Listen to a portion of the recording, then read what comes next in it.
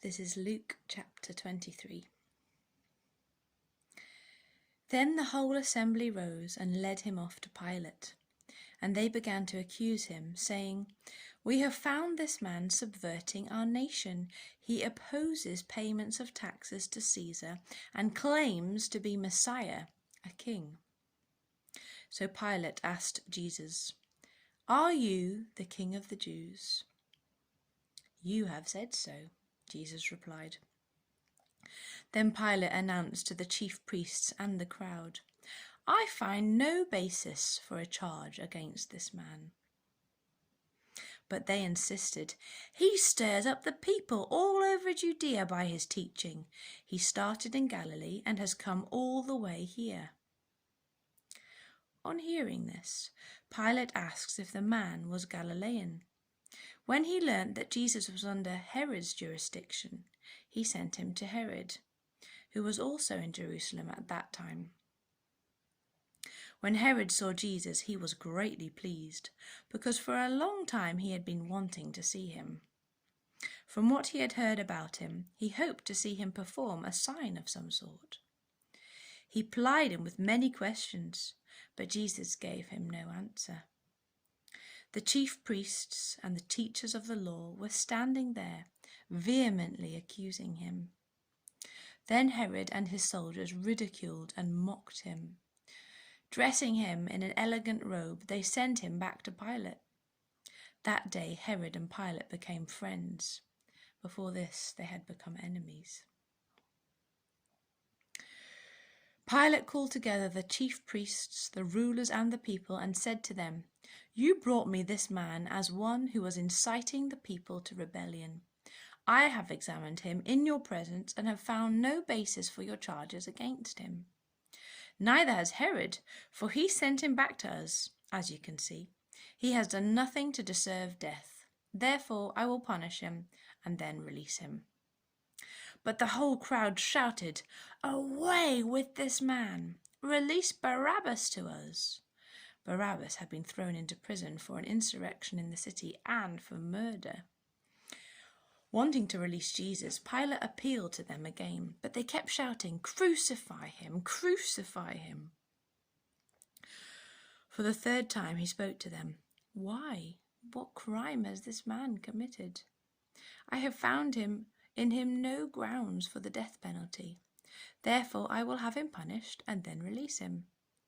But with loud shouts they insistently demanded that he be crucified, and their shouts prevailed. So Pilate decided to grant their demand. He released the man who had been thrown into prison for insurrection and murder, the one they had asked for, and surrendered Jesus to their will.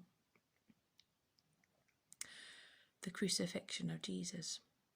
As the soldiers led him away, they seized Simon from Cyrene, who was on his way in from the country, and put the cross on him and made him carry it behind Jesus. A large number of people followed him, including women who mourned and wailed for him. Jesus turned and said to them, "Daughters of Jerusalem, do not weep for me. Weep for yourselves and for your children. For the time will come when you will say, 'Blessed are the childless women, the wombs that never bore, and the breasts that never nursed.' Then they will say to the mountains, 'Fall on us,' and to the hills, 'Cover us.' For if people do these things when the tree is green, what will happen when it is dry?" 2 other men, both criminals, were also led out with him to be executed. When they came to the place called the Skull, they crucified him there, along with the criminals, one on his right, the other on his left. Jesus said, "Father, forgive them, for they do not know what they are doing." And they divided up his clothes by casting lots. The people stood watching, and the rulers even sneered at him. They said, "He saves others. Let him save himself if he is God's Messiah, the chosen one." The soldiers also came up and mocked him. They offered him wine vinegar and said, "If you are the king of the Jews, save yourself." There was a written notice above him which read, "This is the King of the Jews." One of the criminals who hung there hurled insults at him. Aren't you the Messiah? Save yourself and us." But the other criminal rebuked him. "Don't you fear God," he said, "since you are under the same sentence.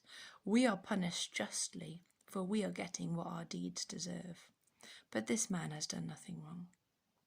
Then he said, "Jesus, remember me when you come into your kingdom." Jesus answered him, "Truly I tell you, today you will be with me in paradise." The death of Jesus. It was now about noon, and darkness came over the whole land until 3 p.m, for the sun stopped shining, and the curtain of the temple was torn in two. Jesus called out with a loud voice, "Father, into your hands I commit my spirit." When he had said this, he breathed his last. The centurion, seeing what had happened, praised God and said, "Surely this was a righteous man." When all the people who had gathered to witness this sight saw what took place, they beat their breasts and went away. But all those who knew him, including the women who had followed him from Galilee, stood at a distance, watching these things. The burial of Jesus. Now there was a man named Joseph, a member of the council, a good and upright man, who had not consented to their decision and action. He came from the Judean town of Arimathea, and he himself was waiting for the kingdom of God. Going to Pilate, he asked for Jesus' body. Then he took it down, wrapped it in linen cloth, and placed it in a tomb cut in the rock, one in which no one had yet been laid. It was preparation day, and the Sabbath was about to begin.